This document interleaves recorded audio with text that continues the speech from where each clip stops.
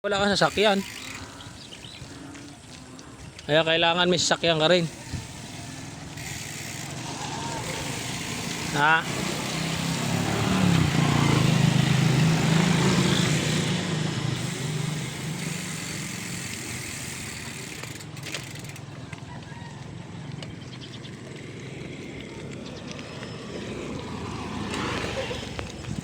Kaya dapat bumili na rin siya ng ano. Ang problema nga kung dadalhin yung 4 wheels niya doon eh.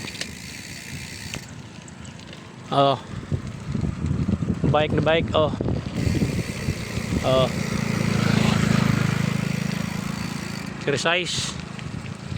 Bibidyohan natin. Pamangkin din yata ni ano 'yon, ni Kuya. Yung naghatid-hatid nila inay sa ano, Mabuhay.